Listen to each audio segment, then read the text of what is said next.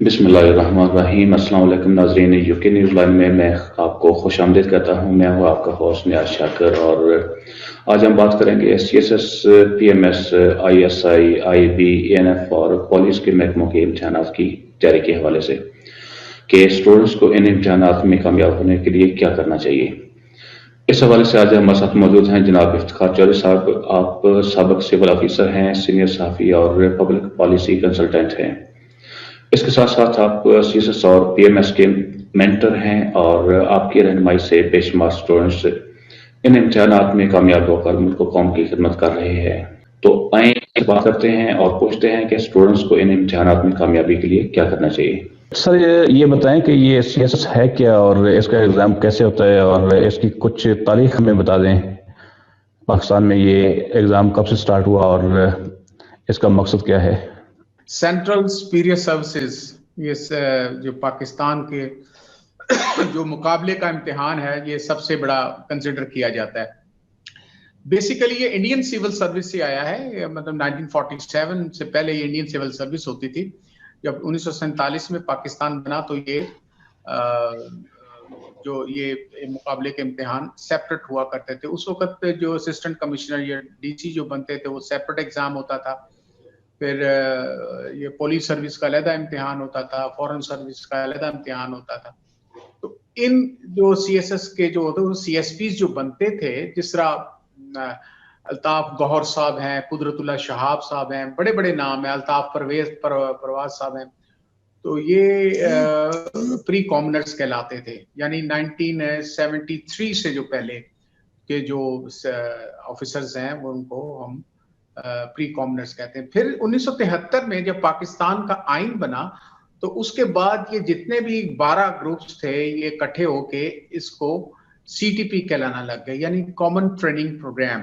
तो जो 1973 में जो पहला ग्रुप बना था उसे हम कहते हैं फर्स्ट कॉमन।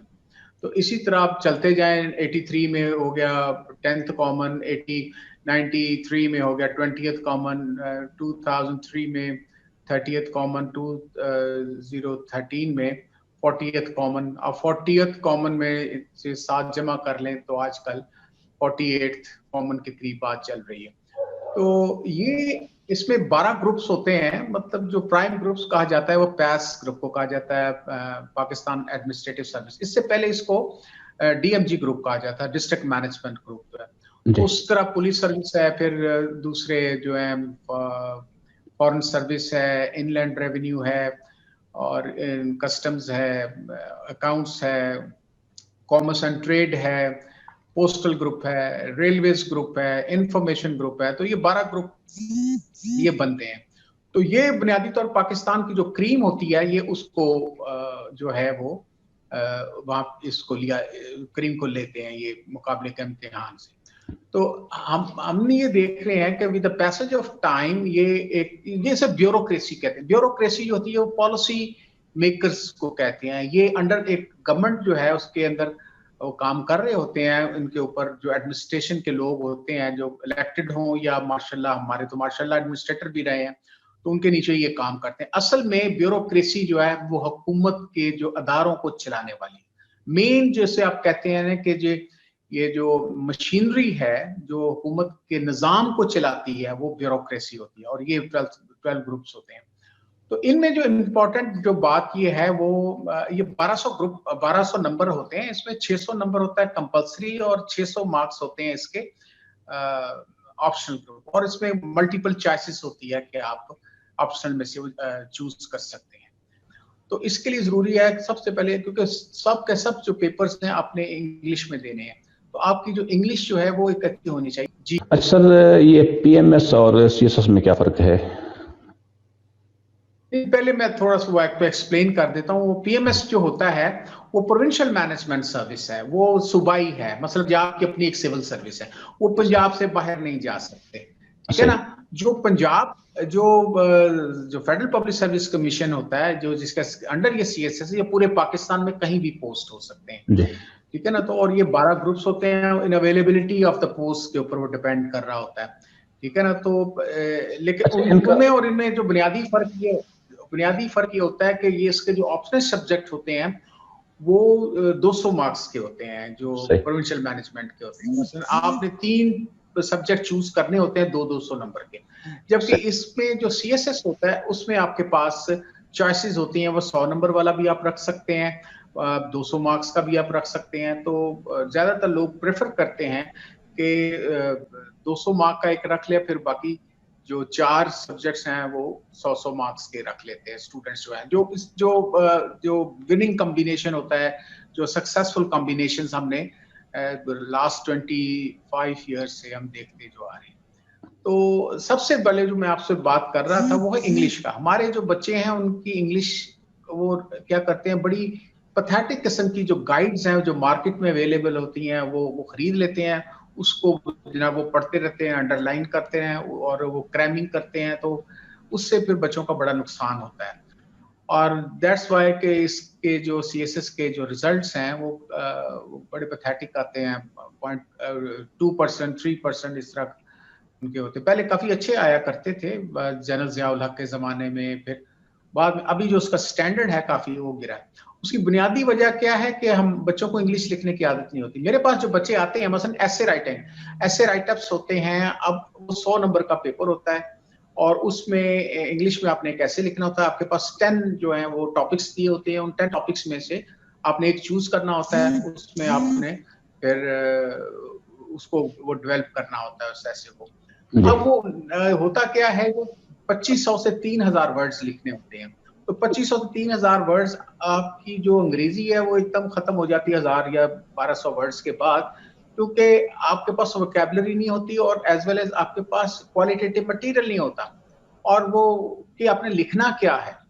मसलन मैं विमेन एम्पावरमेंट में एक वो लेक्चर दे रहा था, मैंने स्टूडेंट से पूछा कि विमेन एम्पावरमेंट, आप 10 खवातीन के नाम लें जिनकी पाकिस्तान की सोसाइटी में डेवलपमेंट का रोल, सर्टन उन्होंने डेवलपमेंट का उनका कोई रोल है, या उन्होंने पाकिस्तान की सोसाइटी को सर्टन रिफॉर्म किया, या पाकिस्तान की मशहूर जो खवातीन है जिन्होंने पाकिस्तान के लिए कोई कंट्रीब्यूट किया। तो उनमें 10 जो खवातीन के नाम लेना बच्चों के लिए मुश्किल हो गया था, हालांकि सब मास्टर डिग्री होल्डर बैठे हुए थे।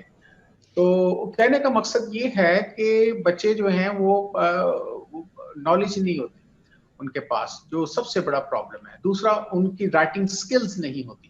तो राइटिंग स्किल्स को मैं कहता हूं कि बच्चों को इम्प्रूव करनी चाहिए। उनका जो मेंटोर होता है या जो उनको इंग्लिश जो पढ़ाने वाला होता है। अच्छा, इसमें एक और भी मसला बताता हूँ।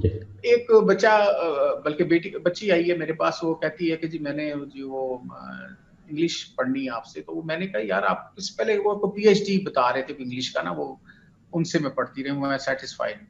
मैंने उनसे पूछा, मैंने कहा जी ये ऐसी क्या बात है कि वो PhD भी इंग्लिश नहीं। कहते वो होता ये है कि वो उनकी इंग्लिश तो बहुत अच्छी है, वो आपका एक्सप्रेशन भी देखते हैं, वो आपकी ग्रामर भी देखते हैं आप, और आपकी दूसरी जो ग्रामर के अलावा जो दूसरा जो इम्पोर्टेंट चीज होती है वो है आपका मटेरियल क्या है, उनका उनको पता नहीं था। मसलन टेररिज्म इन पाकिस्तान के हवाले से बात हो रही थी, तो वो जो प्रोफेसर साहब थे जो PhD थे, वो कहते कि मतलब मैं मुझे क्या पता कि पहला खुदकश हमला कब हुआ है, ठीक है ना। तो मैं ये तो करेक्ट कर सकता हूँ कि वो जो आपने फ्लो जो है वो एक उसका प्रॉपर बिगिनिंग मिडल और एंड होता है। लेकिन अब ये जो बीच में जो आपने चीजें लिखनी होती हैं जो इम्पोर्टेंट होती हैं, कि जो इसका हिस्टोरिकल पर्सपेक्टिव होता है बाज चीजों का, बाज का आपके पास जो उसका बैकग्राउंड और नॉलेज होता है, वो बाजू का हमारे इंग्लिश के प्रोफेसर्स के पास नहीं होता। तो इसके लिए आपको जो मेंटोर होता है, आपका जो टीचर होता है, उसको इंग्लिश के साथ साथ उसके पास क्वालिटेटिव नॉलेज भी होनी चाहिए। और ये कैसे आती है, ये मुसलसल आपको एक तो डेली बेसिस पे आपको राइटअप जो है को लिखना चाहिए, को पैराग्राफ लिखना चाहिए विद दी कंसल्टेशन, या उस मशवरा करें उसके साथ, आपके टीचर के साथ जो आपका मेंटर होता है। जी अच्छा, तो ये ऐसे के कोई सब्जेक्ट्स होते हैं, कैसे इसकी तैयारी होती है? कोई आइडिया होता है स्टूडेंट्स के लिए कि कौन से सवाल पूछे जाएंगे, कोई करंट अफेयर के बारे में या कोई ऐसा? देखें, ऐसे जो होते हैं वो वो उसके मल्टीपल टॉपिक्स होते हैं, 10 के करीब आते हैं टॉपिक्स, जैसे इकोनॉमी पे हो सकता है, उसके अलावा आपका रिलीजन पे हो सकता है, मसलन Islam is religion of peace, ये हो सकता है। अब ह्यूमन राइट्स पे हो सकता है, और उसके बाद करंट अफेयर्स पे भी हो सकता है, सीपैक पे आ सकता है, कश्मीर पे आ सकता है। Kashmir is very important topic जो है वो, अगर आप उसकी तैयारी ऐसे की तैयारी कर रहे होते हैं, अगर हम देखें तो कश्मीर के ऊपर जो है वो आप जनरल नॉलेज में भी आप जो क्वेश्चन तैयार कर रहे होते हैं उसमें आप उसका इनपुट दे सकते हैं। उसके अलावा आप ऐसे राइटअप में दे सकते हैं, और दूसरे जो पाकिस्तान अफेयर्स है उसमें भी आप चला जाता है, उसमें जनरल नॉलेज, यानी उसकी 3-4 पेपर्स में यूटिलाइजेशन हो जाती है उस मटेरियल की, जो क्वालिटेटिव मटेरियल होता है। और हमारे यहाँ प्रॉब्लम क्या है कि हमारे जो बच्चे होते हैं वो डेली पढ़ने के आदी नहीं होते। ये जो करंट अफेयर्स है जो हम कर रहे हैं, अभी मेरा थोड़ी देर बाद प्रोग्राम भी है बरतानिया में, तो उसमें मैं ये देख रहा होता हूँ कि बच्चों को एक तो बैकग्राउंड नहीं पता होता उसका, इसका क्या मतलब सीपैक है। सीपैक को आप देख लें कि सीपैक क्यों शुरू हुआ, कैसे शुरू हुआ, और इसके पीछे पाकिस्तान के खिलाफ जो हॉस्टाइल इंटेलिजेंस एजेंसीज हैं वो क्या रोल प्ले कर रही हैं, फिर उनकी लेटेस्ट डेवलपमेंट्स क्या है, शाह महमूद कुरैशी कब गया था, चाइनीज जो प्राइम मिनिस्टर है या प्रेसिडेंट जो है वो कब उसका, इमरान खान के लेटेस्ट अगर हम देखें तो उनका इंटरेक्शन हुआ था, और सीपैक के जो दूसरे जो हमारा रूट है उस पर किस किस्म की डेवलपमेंट होनी है, उसमें पॉलिटिकल जो इन्फ्लुएंसेस क्या क्या हैं, और इस तरह हमारे जो इंडियन जो है जो हमारा दुश्मन है उनका उसके अंदर क्या इंटरेस्ट है, और इवन हमारे कुछ ऐसे कंट्री जो हम बज़ाहिर तो मुसलमान कंट्री कहलाई जाती हैं, लेकिन उनका सीपैक के खिलाफ क्यों वो उनका इस किस्म का रद्द-ए-अमल होता है कि जो इवन वो टेररिस्ट को प्रमोट कर रहे होते हैं। रॉ जो है वो बलूचिस्तान के अंदर उसका क्या रोल है, कुलभूषण यादव का आपको पता है कि उसके बाद उन्होंने टारगेट किया हुआ है ग्वादर पोर्ट को, और ये एक नेक्सस जो है हॉस्टाइल इंटेलिजेंस एजेंसीज का, जिसमें मोसाद है, MI5 है, MI6 है, CIA है, ये बच्चों को इसका डेली बेसिस पे जो क्वालिटेटिव मटेरियल स्टडी करना चाहिए। मैं तो सारे मेरे साथ तो इंटरेक्शन होता है इन लोगों का, बच्चों का, जो स्टूडेंट्स होते हैं इस तरह उनको कोशिश करता हूँ कि रट्टा जो है वो मत लगाए, क्योंकि ऐसे राइटर्स में और करंट अफेयर्स में रट्टा नहीं होता। ये सिर्फ आप समझ लें कि MCQs जो होते हैं, जो 20 नंबर का एक सवाल होता है, जो तमाम पेपर्स के अंदर होता है, तो वो उसमें आप याद कर सकते हैं MCQs। मसलन काबुल किसका दारुल खिलाफा है, अब उसके लिए आपको जरूरत नहीं है कि कोई किसी इंटेलेक्चुअल से बात करने के लिए, तो सब जो भी बुक आप देखेंगे MCQ की उसके अंदर अफगानिस्तान ही लिखा होगा, काबुल जो है अफगानिस्तान। आज वैसे प्राइम मिनिस्टर इमरान खान काबुल में गए थे, वो तालिबान की और अभी नई गवर्नमेंट आ रही है, खैर अब ये देखें हम अपडेट बैठे हुए हैं आपके, इसके बाद हम वो उस पर भी बात होनी है। DGISI जनरल फैज हमीद भी गए हैं। अच्छा, अब जिस तरह आज लबैक की बात हो रही है, अभी आधा घंटा पहले या 15 मिनट पहले खादिम हुसैन रिजवी इंतकाल कर गए, अब वी आर अपडेटेड। ठीक है, खादिम हुसैन 90% लोगों को पता ही नहीं, खादिम हुसैन रिजवी फौत हो गए, हालांकि आपको पता है कि 3 दिन धरना इधर इस्लामाबाद मेरा। तो बच्चों को ये चाहिए कि एक तो डेली बेसिस पे लिखा करें, कोई एक आध पैराग्राफ, और अपने टीचर को दिखाएं।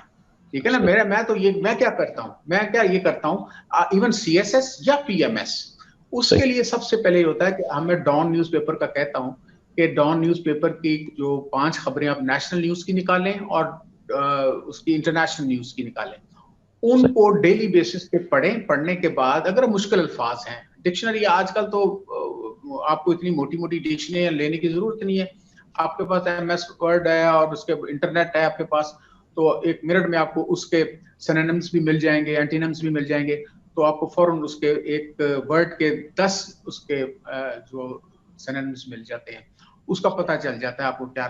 मैंने आपको बताया ना कि आपको वो वर्बोसिटी नहीं होनी चाहिए, बहुत मोटे अल्फाज नहीं आपने जरूरत करनी, एक जो डेली बेसिस पे आपने जो लिखना होता है आप उसको देखते हैं, और ये डेली आपने लिखना होता है। ठीक है, और अगर आप नहीं लिखेंगे तो रट्टा आपको 3000 वर्ड्स का नहीं लग सकता।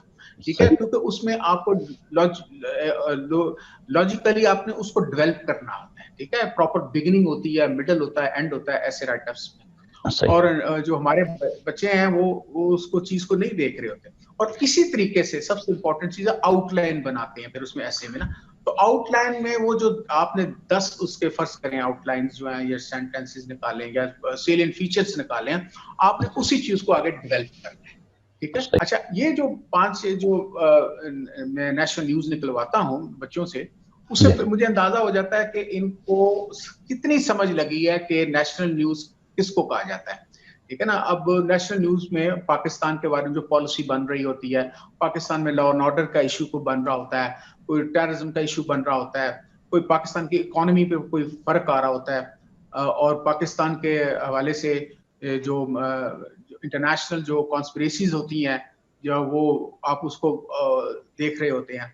तो ये आपको डेली बेसिस जब भी खबरें आप निकालते हो, उसके बाद आप उनकी समरी बनाते हो 3-4 लाइनों की।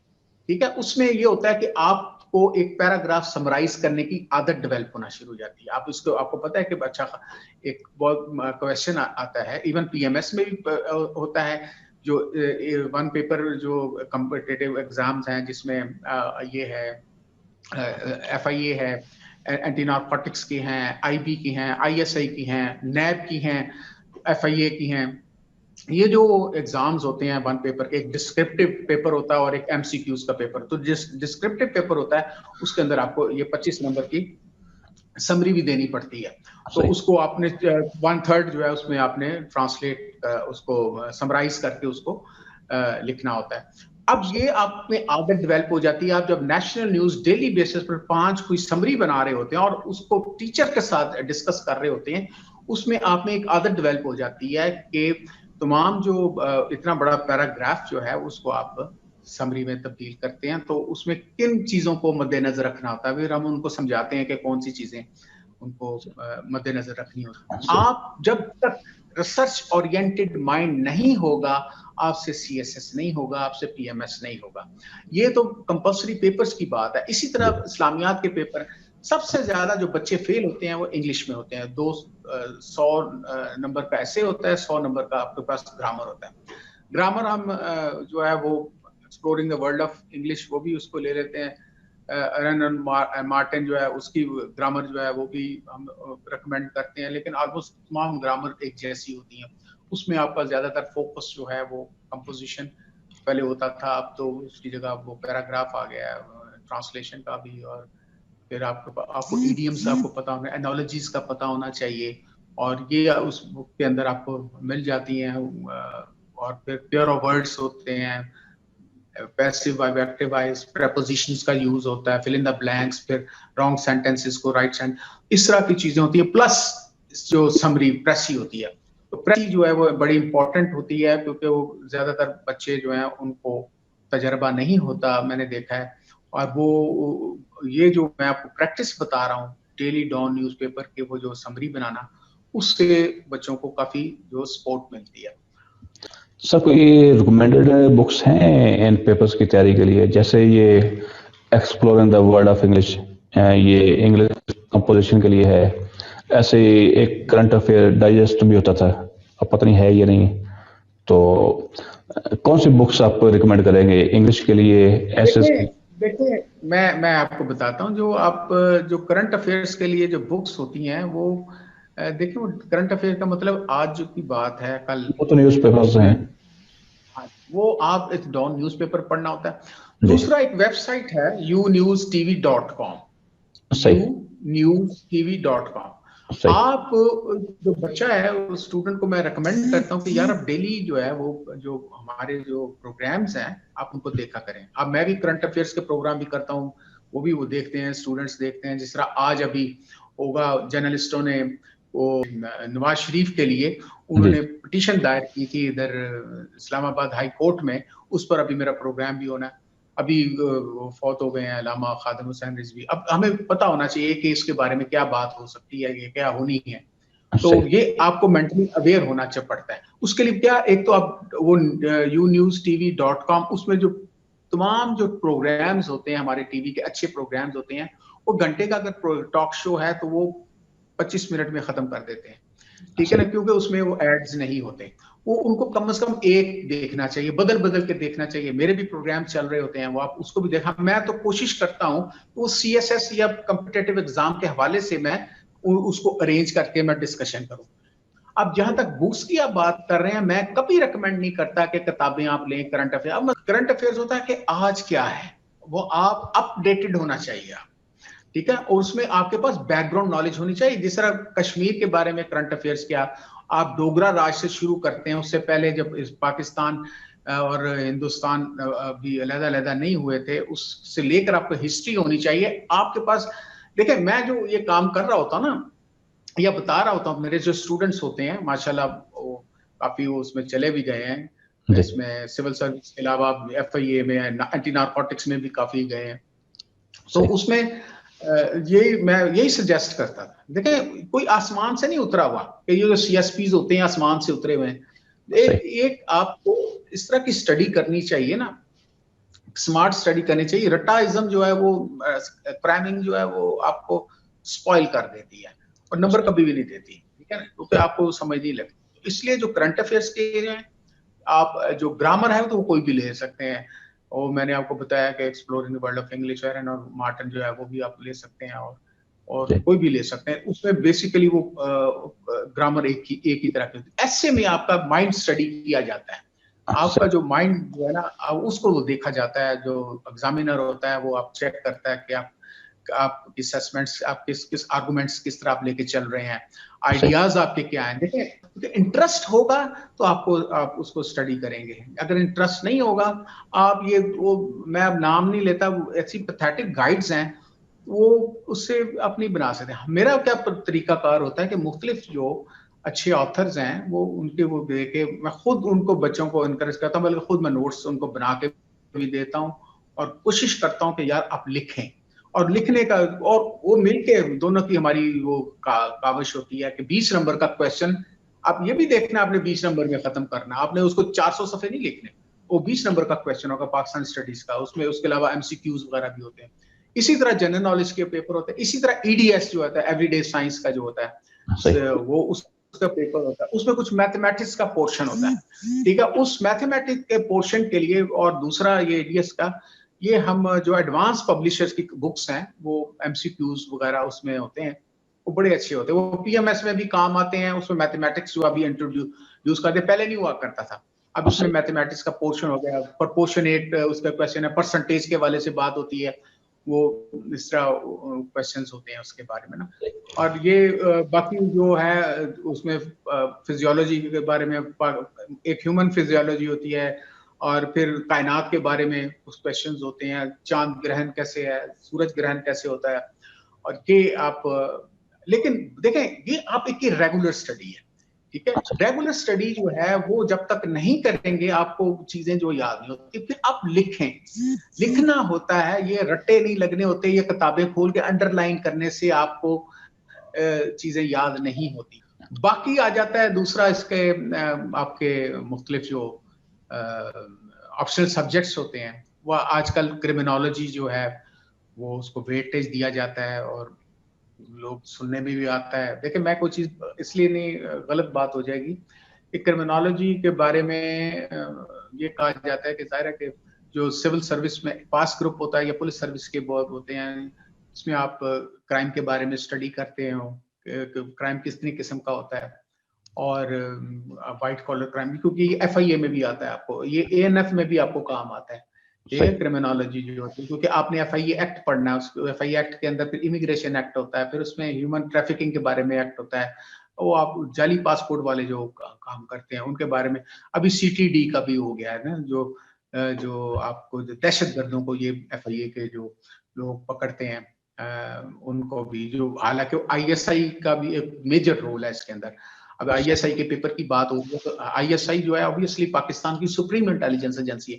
अब इसको अंडर एस्टिमेट नहीं करना कि ये CSS, ये बाज क्या कहते हैं कि मसलन इंफॉर्मेशन ग्रुप, या मिलिट्री लैंड एंड कंटोनमेंट, या OMG ग्रुप, जो सही। OMG ग्रुप है, और जो इस तरह पोस्टल ग्रुप है, इनसे तो 1000 दर्जे बेहतर गिना जाता है, यानी ISI के और इंटेलिजेंस ब्यूरो के वाले से, जो थोड़े से एडवेंचरस होते हैं, और वो जो पावर सीकर भी कहा जाता है जिनको, लेकिन मैं डिफरेंट एंगल से ले रहा होता हूँ इन चीजों को।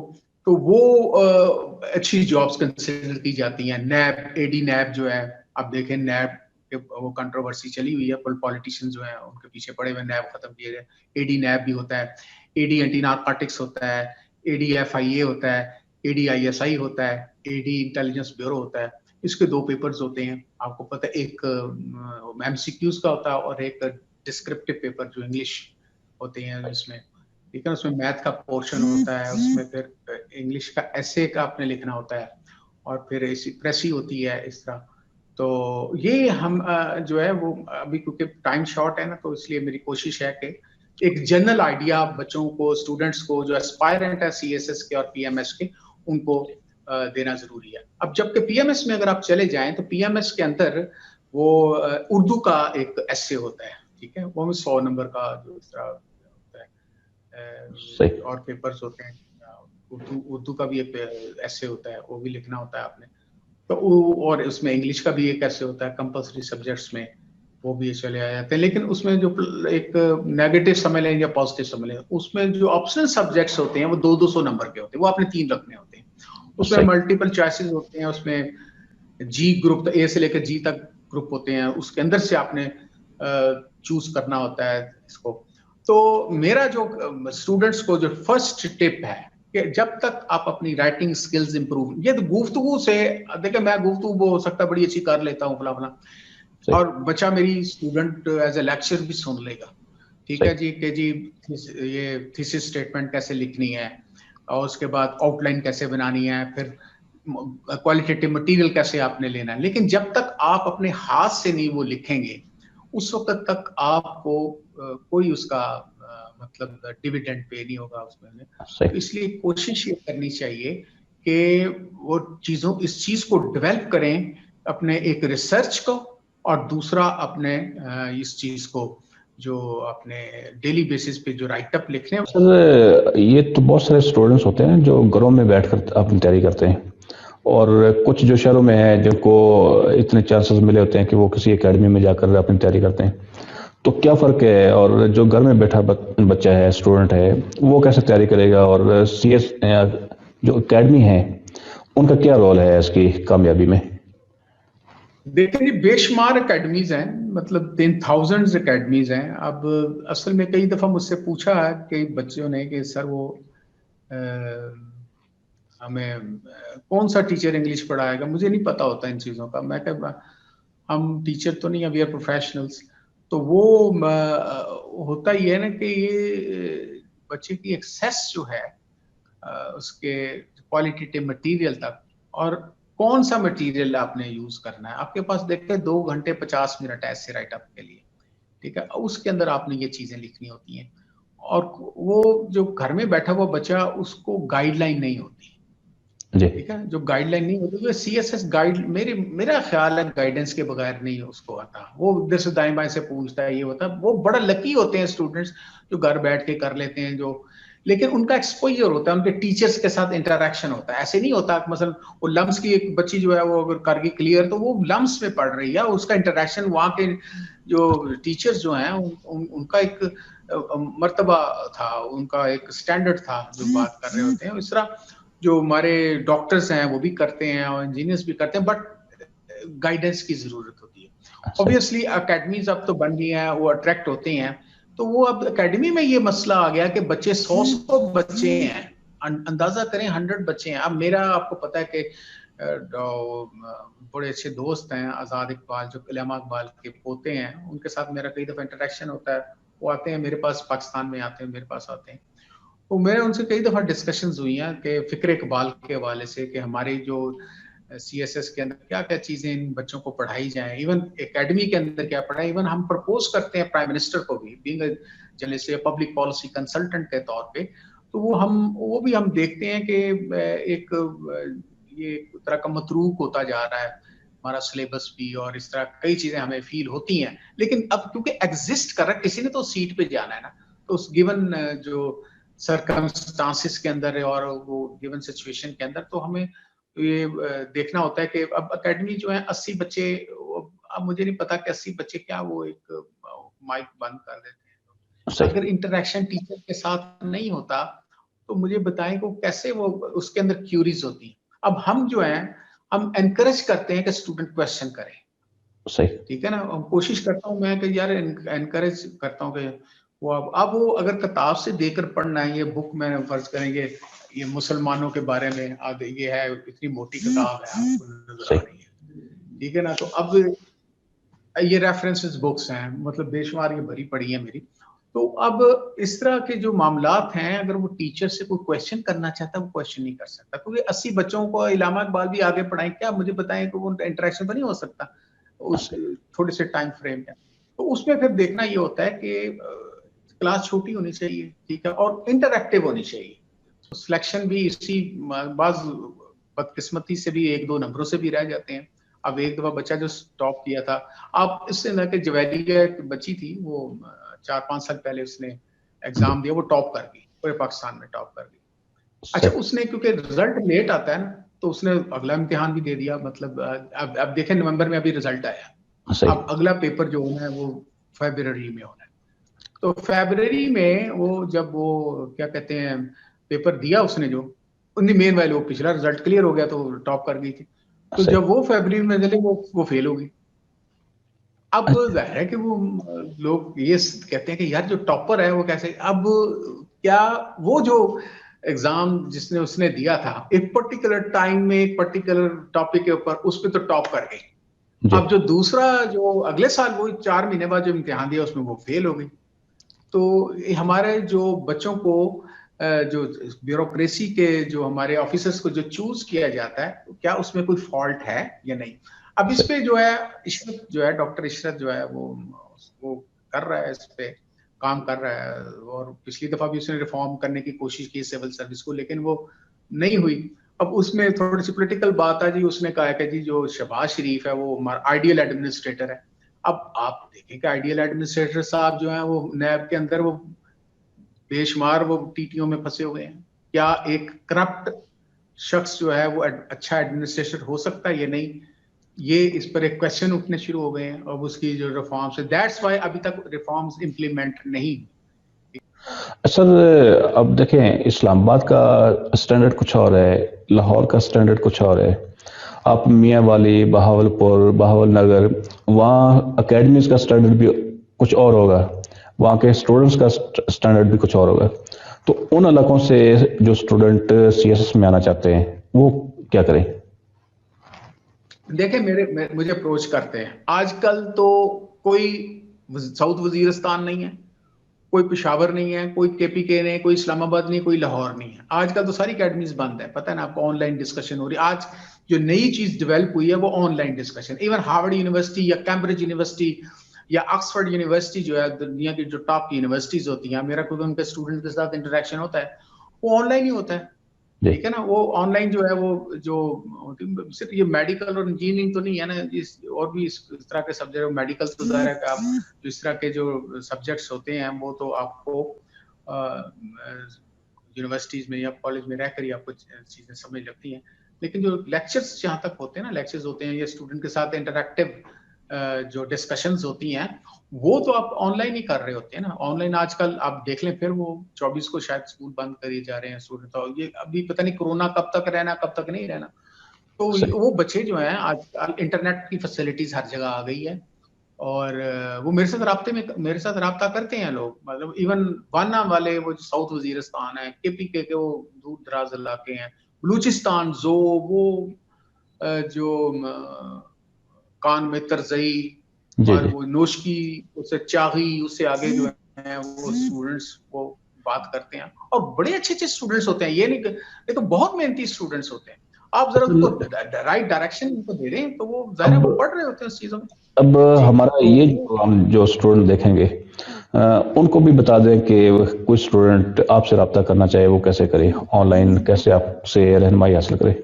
वो मेरे करते हैं मेरे साथ ना, वो ज़ाहिर मेरे टी प्रोग्राम्स भी हो रहे होते हैं, वो कर रहे होते हैं। आप उनको बता दें, आप उनको अगर कोई बात करना चाहें, वो मतलब कोई गाइडलाइन लेना चाहे तो मेरे साथ बात कर सकता है, ठीक है। सही। वो आप उसको ये प्रोग्राम ये खत्म होगा तो ये उसके नीचे आप दे दें उनको जो सही। आईडी होती है, आप अपनी आईडी दे दें उनको, मतलब राब्ता मेरी आईडी दे दें उसको नीचे, तो उससे कोई मसला नहीं। वो फेसबुक में अब राब्ता करते हैं, 90% स्टूडेंट तो फेसबुक पे राब्ता करते हैं आजकल, तो सारा कुछ फेसबुक पे हो रहा है, वो ऑलरेडी वो राब्ते में होते हैं मेरे साथ। सही। और वो कोशिश करता हूँ मैं उनको, जो वीकेंड पे उनको टाइम भी देता हूँ, कुछ पढ़ भी रहे होते हैं मेरे साथ, तो बहुत कम लोग होते हैं पढ़ रहे होते हैं। बट मेरा कहने का मकसद ये है कि कोई अकले कुल नहीं होता, मैं भी कोई अकले कुल नहीं हूँ, आप भी कोई अकले कुल, कोई भी दुनिया का बड़े से बड़ा जो इंटेलेक्चुअल है, बड़े से बड़ा जो आप पब्लिक पॉलिसी कंसल्टेंट, बड़ा से बड़ा ब्यूरोक्रेट है, वो अकले कुल नहीं होता। सिर्फ आपको गाइडलाइन दी जाती है, आप देखें वो उसी तरह आपको आगे आपकी जो मेहनत है और वो राइट डायरेक्शन जो है वो आपको आगे लेके जाती है। जी सर, हाँ, एक तो क्राइटेरिया बता दें, सीएसएस का एज लिमिट क्या है और ये कब तो इनके? मेरे ख्याल बच्चों को सबको पता है, वो तो 30 इयर्स होती है एज। अगर दूसरे एरियाज हैं जिस तरह बलूचिस्तान, ये इस तरह जो फार फ्लंग एरियाज हैं, जो लेस डेवलप्ड एरियाज हैं, वो आपके पास वो पड़ा है सिलेबस, उनको इजीली आपकी एससी की साइट पे अवेलेबल है, वो 30 ईयर से 32 ईयर वो। तो बाकी ये जो है ये 30 साल में से एज होती है, और अगर आप 2 साल रेगुलर आप काम पढ़ रहे हैं, तो सॉरी 2 साल रेगुलर गवर्नमेंट जॉब कर रहे हैं, तो आप 32 ईयर्स तक कर सकते हैं। लेकिन उसके बाद कुछ लोग ये कहते हैं इसको 35 ईयर्स तक किया जाए। इस पर काफी ज्यादा कंपेन में मेरी इवन इंटरेक्शन होता था फवाद हसन फवाद, वो जो पिछली दफा जो नवाज शरीफ के दौर की बात कर रहा हूँ, तो उस वक्त जो प्राइम मिनिस्टर ने उस वक्त नवाज शरीफ था, नवाज शरीफ ने फिर इसको 30 इयर्स तक किया था। ये एहसन इकबाल जो थे, ये उस वक्त प्लानिंग के मेरा ख्याल थे, प्लानिंग एंड कमीशन के, तो उस वक्त उन्होंने रिकमेंडेशंस जो दी थी वो अप्रूव हो गई थी, तो काफी पब्लिक प्रेशर था, तो वो फिर 30 साल है। तो लेकिन जो FIA या कुछ ऐसी सीटें होती हैं जो मतलब वो भी 2 पेपर वाली जो जॉब्स हैं FIA, उसमें कुछ प्रोविजन होती है, वो लिमिट जो है वो उसको बढ़ा 35 साल तक की है उसमें, जो दूसरी जो जॉब्स हैं। इफ्तिखार चौधरी साहब, बहुत बहुत शुक्रिया, आप इस प्रोग्राम में तशरीफ लाए, और इंशाल्लाह आपको दोबारा भी हम इनवाइट करेंगे और मज़ीद आपसे सवाल पूछेंगे ताकि जो स्टूडेंट्स हैं उनकी रहनुमाई मज़ीद हो सके। बहुत शुक्रिया आपका। वेलकम जी, अल्लाह हाफ़िज़।